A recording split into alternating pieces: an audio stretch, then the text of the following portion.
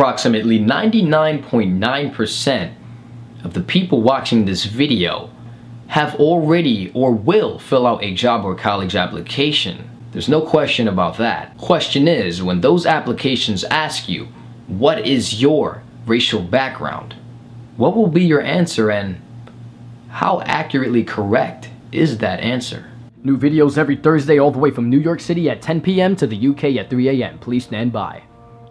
As if categorizing ourselves as some sort of human species didn't isolate and detach us from the nature of existence itself already enough.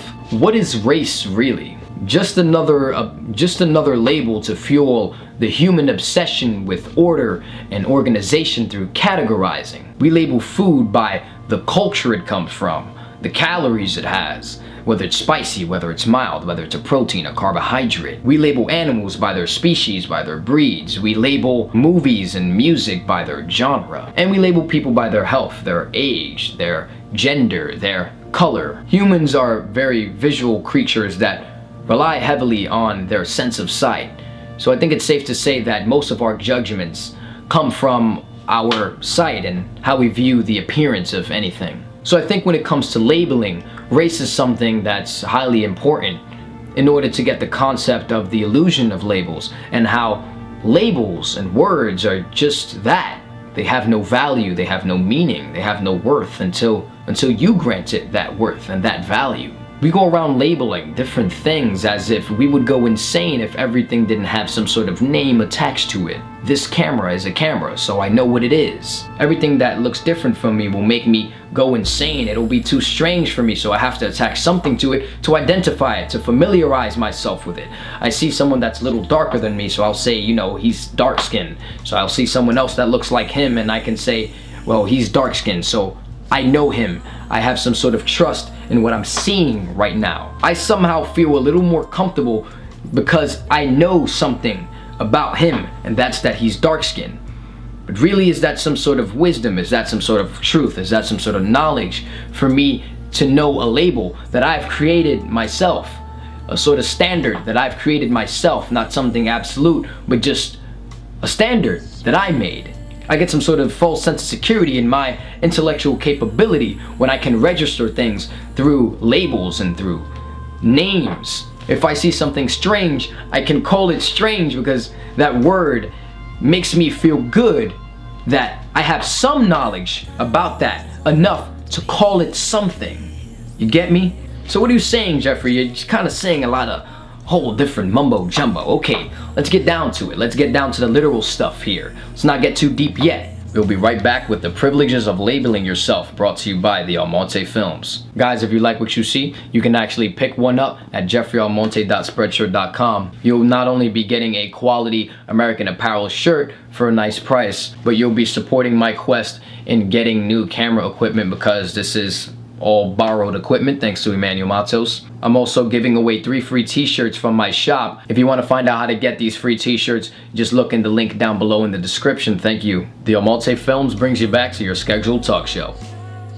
I know some people that when they sign up for college applications or affirmative action, whatever it may be, they will say, you know what, I'm gonna sign up and I'm gonna put that I'm black and I'm proud, because there are colleges that are competing to have students that are black and successful with high grades. So that's what I want to do. I want to mark down that I'm black, you know, when it's convenient to me. Now, these things are optional. However, when our own governments and society attaches privileges and opportunities to labels like these, like being black, like being white, like being Asian, like being Christian, like being atheist, whatever label you want to give it, when privileges are assigned to that, we will never, ever, ever be unified as a mass consciousness. We will always remain separate. There will always be conflict when there are privileges attached to labels. We all have some sort of merit system when it comes to labels. So sometimes when something looks beneficial, we want to mold ourselves into that label rather than molding that label to fit ourselves. So now I am striving to be what it means to be black, instead of striving to define what it means to be black. I am what most people would call mixed. My father is an immigrant from Dominican Republic. We have immediate ancestry from Africa, from Europe, and from the Philippines. So right there I already have black, Asian, and white stacked up on my whole mixed list to brag about to my friends. And my mom is from Puerto Rico, in which we have ancestry that are Taino Indians, and there are some Spaniards in our tree. On job applications, I can really put whatever I want. I can put I'm white, I can put I'm black, I can put I'm Latino, or I can put I'm Asian. I wouldn't be lying. And you can do the same thing because you're mixed too. No one here can say that they're 100% black, no one can say they're 100% white, or 100% anything. Especially when we've progressed so much so that black people are mating with white people and making mulatto babies. So since everyone is mixed, that kind of cancels out the whole term mixed. So since everyone's mixed, no one's mixed. And no one's black, and no one's white, and no one's anything. Everyone's just everyone. So Jeffrey, if there's no such thing as race, then why is there such a thing as racism? Why is there systematic oppression? I mean, there's prejudice because people are just naturally prejudiced. Everyone judges things beforehand. It's a defense mechanism. I said it one time that if you get robbed by a group of black guys in hoodies on the corner one day, you know, when you're walking, you're probably gonna try to stay away from corners that have a bunch of black dudes in a hoodie, or you're gonna feel some sort of uneasiness naturally. You know, you don't want to be prejudiced, but it's just that once you go through trauma, or once you've observed it and you have that sort of trauma through observing someone going through something, when you hear all these things on the news and all of the media, you already have these stereotypes in your head. You already have all this prejudice in your head because of everything that you see that's influencing you to believe in these sort of labels and what these labels do. I mean, think about how loose the term is, race. How in God's name are you really supposed to know what race you're supposed to follow, what culture you're supposed to follow? Because yeah, a white man could come up to me and say, well, you're a young black underprivileged young adult, and I can say, yes, I am a black male, and I am very proud. And I'll look to my right and my mom is making rice and beans. I'll look to my left and on the same day she'll be making soul food for Thanksgiving. And in that same week I can go to Dominican Republic to celebrate and hear stories about how my white great-grandfather had slaves and he wasn't very fond of prietos. A Latino will tell me I should be black and proud, and when I walk down the street and see a black man who is the true black man, he'll tell me, nah, you Spanish, you don't know the struggle, you light-skinned so you don't get stopped and frisked. So it's like, I feel like a freshman in high school. Where the hell am I supposed to go? Why should I even be looking towards where to go? Why should I try to find some community, some sort of group to try to feel like I have some sort of belonging? Why can't I just be who I am? Why do I have to be black? Why do I have to be Christian? Why do I have to be atheist? Why do I have to be goth? Why do I have to be emo? Why do I have to be an extrovert? Why do I have to be an introvert?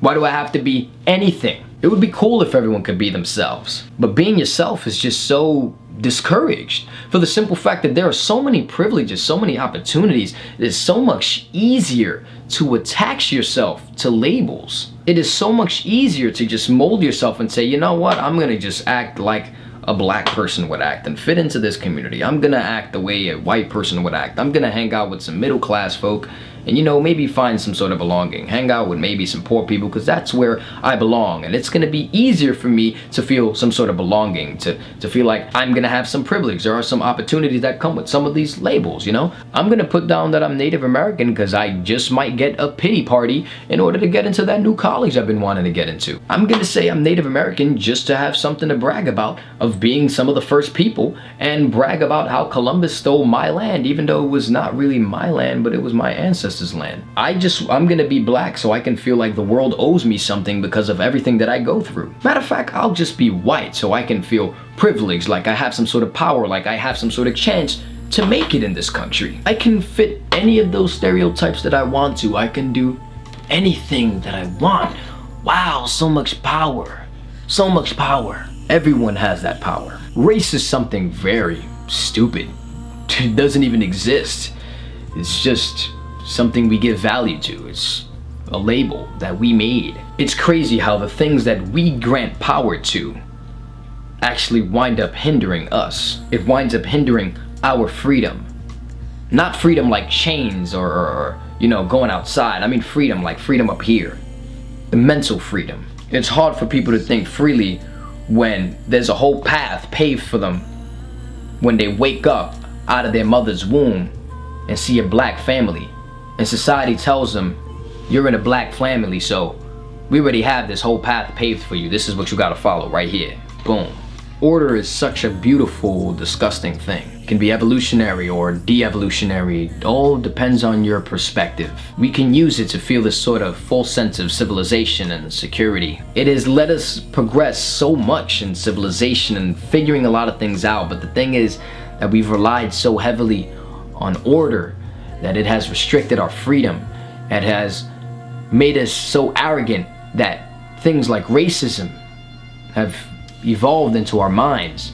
Things like classism, things like religious separation and corruption. The difference between spirituality and religion is the same difference between brotherhood and race. It's when political figures start to take advantage of our judgments and start to label and categorize and provide privileges and opportunities and detriments to label in order to divide and conquer. As long as humans remain so obsessed with the idea of order and organization, we will continue to remain separated. We will not only never achieve unity, but we will never achieve individuality as well. To have neither unity nor individuality is to be lost. Go and look at yourself in the mirror and describe what makes you, you. I'm asking you a question. What makes you, you? Comment that in the comment section down below. If it were me I was asking the question, I can look in the mirror and say, well, I'm funny, I'm inspiring, I'm stubborn, I'm kind of hard-headed, I'm kind of impatient. I'm impatient with myself, I'm not trusting enough, I'm attractive, I'm intelligent.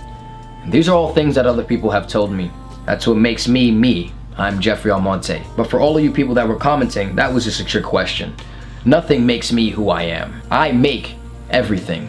Who I am makes everything. I am not who I am because I'm amazing and funny and inspiring and not trusting and impatient and stubborn. Because I am who I am amazing, talented, inspiring, moving, phenomenal, versatile. I give definition to all of those words, to all of those descriptions. No one else gives me value by complimenting me, and no label defines who I am because I define the label. I have that power to change and be whoever I want. I can definitely be awful if I wanted to be awful, but I can change the definition of awful. I can be whatever I please because I have that power. And you can be telling yourself all the same. Now all that power that you have in your aura, in your energy, whatever you want to call it, in your inner being, all of that power that you're granting to these labels, to these words that people tell you that you should be, you can be taking that power and empowering yourself with it and start using it to make labels, to make definitions. Truth is, I'm not really black, I'm not really white, I'm not really Hispanic or Latino, I'm not Asian, I'm not even cute or amazing or inspiring or stubborn. In essence, I'm not even TheAlmonteFilms or Jeffrey Almonte. I just am who I am.